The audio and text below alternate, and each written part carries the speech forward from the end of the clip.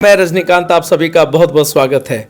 आज सारथी स्टूडियो में हमारी खास मेहमान हैं जिन्हें टाइगर वुमेन ऑफ बिहार भी कहा जाता है। मार्शल आर्टिस्ट हैं, मूल रूप से नेपाल की रहने वाली हैं, मगर इनके जो पेरेंट्स थे वो 45 साल पहले बिहार आकर बस गए और तब से ये अब बिहारी मूल की ही समझती हैं अपने आप को। और अब जो सब रच बस गया वो बिहार की ही माटी है, उसका खून है और उसकी तमाम जो इमोशंस है अब इन लोगों के साथ पूर्णतः जुड़े हुए हैं। आज शीतल खरगी किसी इंट्रोडक्शन की मोहताज नहीं है। ज़िले में काफ़ी लोग जानते हैं शीतल खरगी को, खास करके जो लड़कियां हैं उनके लिए वो आइडल हैं, आइकन हैं। आज हम उनसे बातचीत करेंगे, मगर सबसे पहले शीतल जी, आपका तो सबसे पहले मैं स्वागत करता हूं कि आप हमारी स्टूडियो में आई हैं। और आज हर कोई जानना चाहेगा कि शीतल खरगी, नेपाल, फिर बिहार, फिर संघर्ष, ये 3 सवाल मेरे हैं। पहले हम आपके संघर्ष की कहानी लोगों को बताएंगे, उसके बाद आगे बढ़ेंगे, क्योंकि जहाँ तक मैं जानता हूँ कि कभी खाने के लिए कभी मोहताजगी रही, क्या करेंगे नहीं करेंगे, कैसे दूसरे वक्त का खाना का इंतज़ाम होगा, इन तमाम संघर्षों से उठकर आप यहाँ तक पहुँची हैं, क्या कुछ कहेंगे? जी सर, पहले 2005 में जब हम लोग बिहार से आए थे उस टाइम तो बहुत हम लोग को दिक्कत हुआ, हर चीज़ का बहुत प्रॉब्लम होता था, हर चीज़। उस टाइम हम लोग को यहाँ सिखाने के लिए जगह भी सही से मिल नहीं पा रहा था। तो बहुत मुश्किल के बाद फिर हम लोग नालंदा हेल्थ क्लब में क्लास करवाने लगे। और दुख तो था ही था, मतलब हर चीज़ का परेशान, जैसे कि बच्चों को अच्छा एजुकेशन नहीं दे पा रहे थे, उसको किसी चीज़ से सर थोड़ा सा नहीं कर पा रहे थे, बट धीरे धीरे सब कुछ ठीक हो गया। अब नहीं, वो भावुकता दिखती है, ऐसा नहीं है।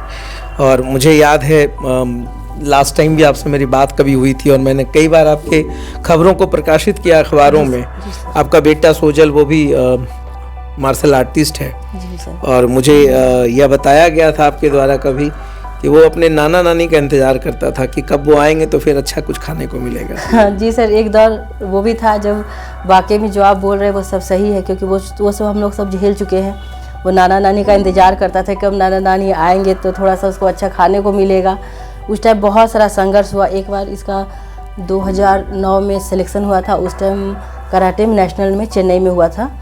तो उस टाइम हम लोगों के पास पैसा नहीं था सर भेजने के लिए, तो अपना ईयररिंग बेचकर उसके बाद हम इसको भेजे थे और उस टाइम वो ब्रॉन्ज मेडल भी लेके आए थे सर। बहुत बढ़िया। और फिर मुझे जहाँ तक ये पता, आपके हस्बैंड भी संजय खड़गी जी, वो भी नेशनल रेफरी हैं जी सर जी। कराटे का पूरा परिवार जो कराटे को जीता है जी।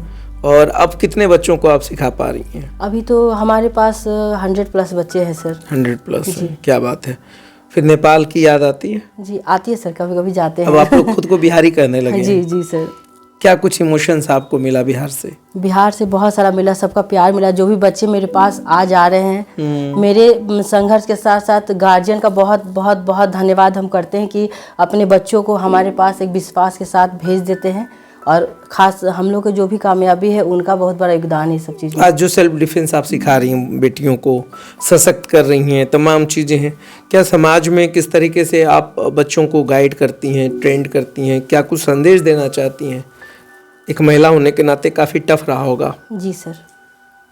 क्या कुछ बोलती हैं बेटियों को, कैसे आप सशक्त बना रही हैं? बच्चों को तो हम यही बोलते हैं कि पढ़ाई तो साथ में एजुकेशन तो रहना ही रहना है। पहले तो हम एजुकेशन को ही देंगे और साथ में सेल्फ डिफेंस इसलिए ज़रूरी है कि अभी तो सेल्फ डिफेंस के साथ अपना आत्मरक्षा भी कर सकते हैं। बाद में अगर फ्यूचर में कभी वैसा ज़रूरत हुआ तो इससे थोड़ा सा उसका कुछ। आपको नहीं लगता समाज अब बहुत बदलाव की ओर है? पहले जो छेड़खानी की समस्या थी वो कम हुई है? जी सर, अभी तो बहुत कम है सब चीज़ सर।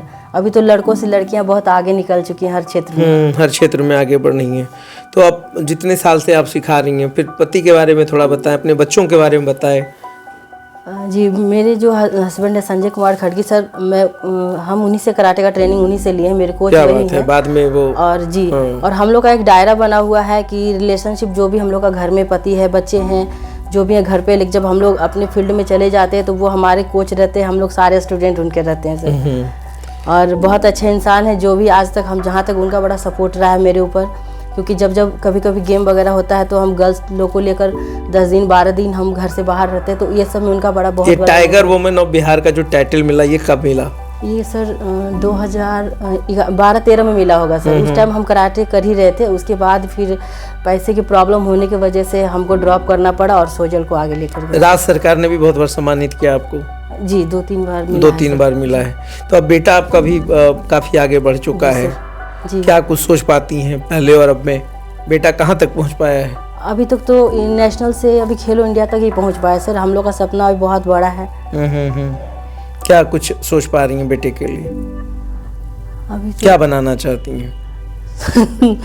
तो बनाना तो चाहते हैं सर, स्पोर्ट्स से ही कुछ अच्छा अगर जॉब मिल जाए तो ज़्यादा बेटर है मेरे लिए, क्योंकि आज तक स्पोर्ट के लिए हम लोग बहुत चीज़ को झेलना पड़ा है। अगर स्पोर्ट्स से ही कहीं अगर जॉब मिल जाए तो ज़्यादा बेटर है। ज़्यादा बेटर है।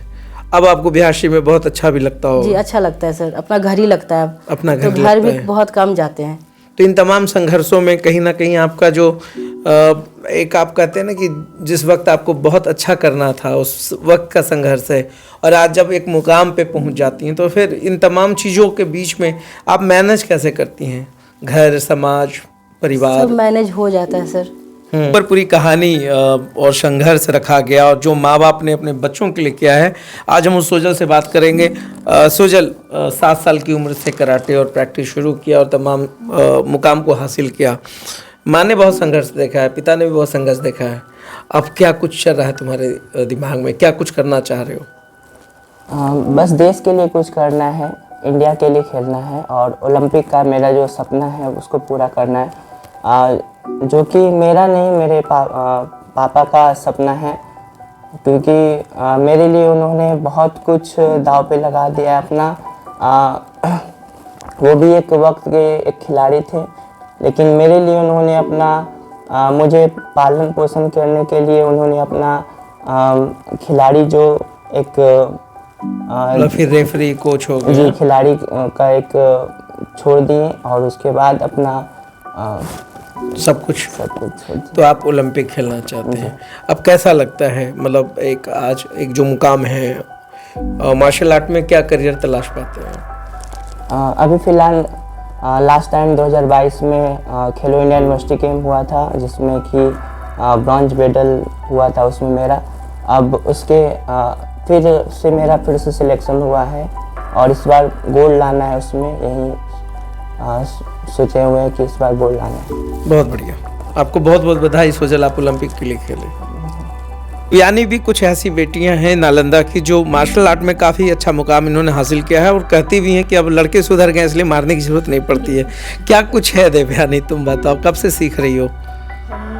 जब हम 7th क्लास में थे तब से हम मतलब कराटे में जब एडमिशन लिए थे तब से अभी मेरा रेगुलर प्रैक्टिस चल रहा है वहीं।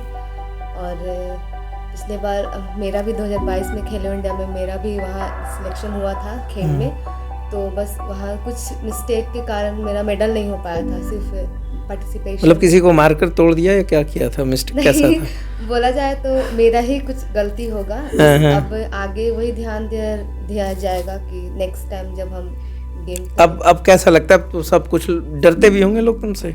हाँ कि मार्शल आर्ट जानती है, कहीं मुंह का थोबड़ा ना बिगाड़ दे। ऐसे तो कहीं भी जाते हैं तो सिर्फ यही बोलता है ये कराटे सीखती है, मत लगो मत लगो।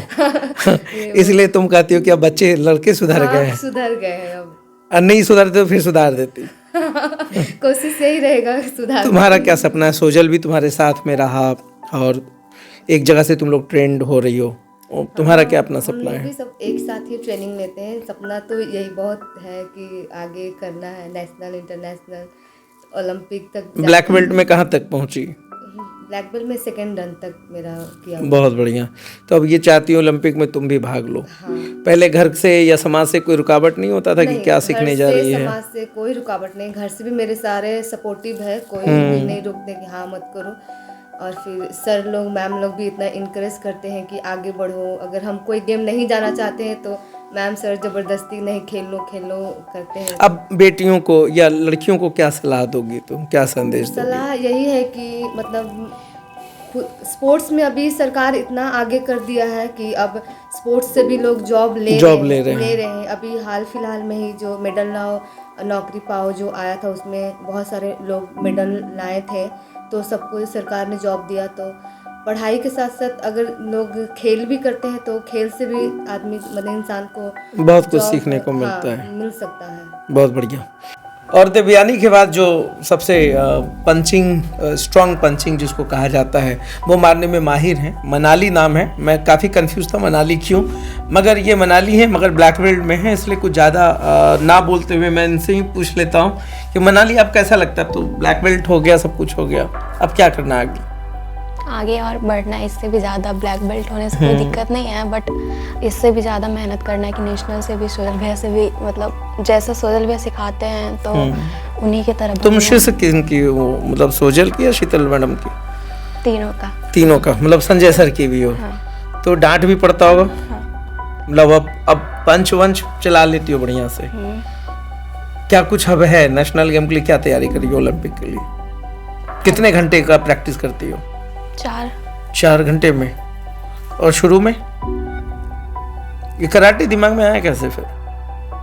मतलब पहले 6 में थे तो फिर पापा बोले कि सीख लो। अभी पढ़ाई करती हो तो गेम भी खेलना चाहिए, ऐसे लड़की हो तो कराटे सीखो, यही सब। और इन सब के बाद जो हमारे खास मेहमान है अर्जुन कहाँ तक सीखा कराटे अपने? अभी तो नेशनल तक गए हैं। नेशनल गए हैं। कितना उम्र हो रहा होगा आपका?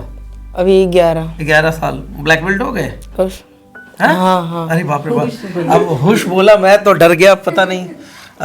11 साल का अर्जुन और नेशनल लेवल का चैंपियन होता जा रहा है। आगे क्या करना है, इसी फील्ड में रहना है या फिर कुछ और भी करना है? नहीं, इसी फील्ड में रहना है। इसी फील्ड में रहना है। ओलंपिक आपको भी खेलना है सोजल की तरह? हाँ। अरे ये इसको कहते हैं जुनून, जो पंच लाइन होता है कराटे का। तो अर्जुन भी बहुत आगे बढ़ेगा और हमारी शुभकामनाएं नालंदा के बेटे बेटियां सब आगे बढ़े और शीतल खड़गी और संजय खड़गी का नाम रोशन करें। और मेरी तरफ, सार्थ की तरफ से आपको बहुत बहुत शुभकामना, आप लोग खूब आगे बढ़े, खूब तरक्की करें। अर्जुन तीर ठीक से साधना है, आगे बढ़ना है। 11 साल का अर्जुन ब्लैक बेल्ट है और मैं 44 साल में भी आपसे डर रहा हूँ।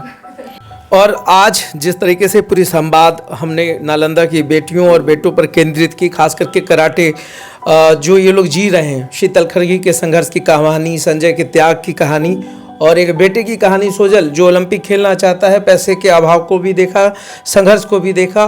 देवयानी नालंदा की बेटी है, ब्लैक बेल्ट है और तमाम इनके भी उम्मीद हैं, इनकी भी कुछ ख्वाहिशें हैं, सरकार से कुछ मांग है। और मेरा सार्थ चैनल की ओर से बहुत बहुत शुभकामना है। शीतल, आप लोग निरंतर आगे बढ़े, कभी कोई कष्ट ना हो कि जीवन में आर्थिक कमी ना आए। आप लोग देश के लिए खेलें, नालंदा के लिए खेलें, खूब खेलें और दंगल कर दें। हमसे बात करने के लिए शीतल बहुत बहुत धन्यवाद। Thank you sir.